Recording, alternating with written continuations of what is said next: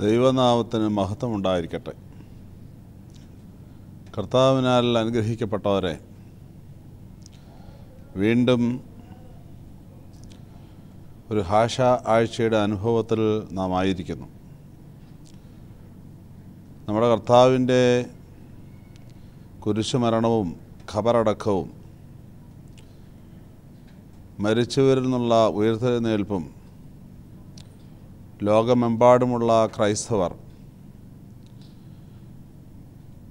ആഘോഷപൂർവം കൊണ്ടാടുകയും 2000 വർഷങ്ങൾക്ക് മുമ്പ് നടന്ന ചരിത്ര സംഭവങ്ങളെ ക്രിസ്ത്യാനികൾ തങ്ങളുടെ ജീവിതത്തിൻ്റെ ഭാഗമാക്കി മാറ്റുവാനായിട്ട് ഒരുങ്ങുകയും ചെയ്യുന്ന നിമിഷങ്ങളാണിവ. ദുഃഖവെള്ളിയാഴ്ച അല്ലെങ്കിൽ വലിയ വെള്ളിയാഴ്ച എന്നറിയപ്പെടുന്ന ദിവസം നമ്മെ സംബന്ധിച്ച് അതിപ്രധാനമായ ഒരു ദിവസമാണ്.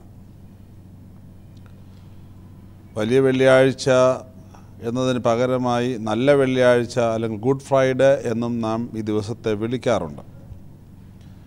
നമ്മുടെ കർത്താവ് കാൽവരി ക്രൂശിൽ സർവ്വലോകത്തിനും സർവ്വസൃഷ്ടിക്കും വേണ്ടി പരമയാഗമായതിൻ്റെ ഓർമ്മ പുതുക്കലും ആ യാഗത്തോടുള്ള നമ്മുടെ പങ്കുചേരലുമാണ് വലിയ വെള്ളിയാഴ്ച അനുഭവം കൊണ്ട് നാം ആഘോഷിക്കുന്നത്.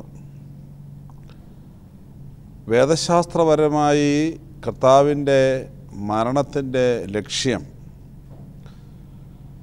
കാരണം ലോകത്തിൻ്റെ പാപം എന്ന് ആബ്സ്ട്രാക്റ്റായി, പാപത്തിൻ്റെ വിടുതലെന്ന് ആബ്സ്ട്രാക്റ്റായി നമുക്ക് പറയാമെങ്കിലും കർത്താവായ യേശുക്രിസ്തുവിൻ്റെ മരണത്തിന് ചില പ്രത്യക്ഷ കാരണങ്ങൾ കർത്താവിൻ്റെ കാലത്ത് തന്നെ ഉണ്ടായിരുന്നതായിട്ട് നാം കാണുന്നു. അടിമത്തവും സ്വജനപക്ഷപാതവും അഴിമതിയും ചൂഷണവും നിറഞ്ഞിരുന്ന ഒരന്തരീക്ഷത്തിലാണ് ദൈവം മനുഷ്യനായി യേശുക്രിസ്തുവിലൂടെ അവതരിക്കുന്നത്. സമൂഹത്തിൽ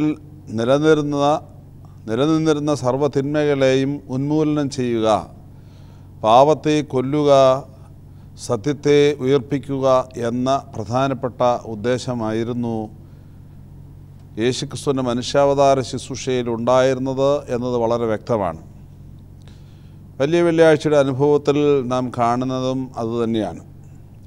ക്രിസ്തു മരിച്ചു, ഖബറടക്കി, ആരാധനയിൽ വന്ന് സംബന്ധിച്ചു, തിരിച്ചുപോയി എന്നതിനപ്പുറമായി അതിൻ്റെ അർത്ഥങ്ങളും അന്വർത്ഥങ്ങളും ജീവിതത്തിൻ്റെ ഭാഗമാക്കുകയും അതനുസരിച്ചൊരു നല്ല ക്രിസ്ത്യാനിയായി ജീവിക്കാൻ ശ്രമിക്കുകയും ചെയ്യുക എന്നതാണ് വലിയ വെള്ളിയാഴ്ചയുടെ പ്രത്യേകമായ അനുഭവവും അർത്ഥവും.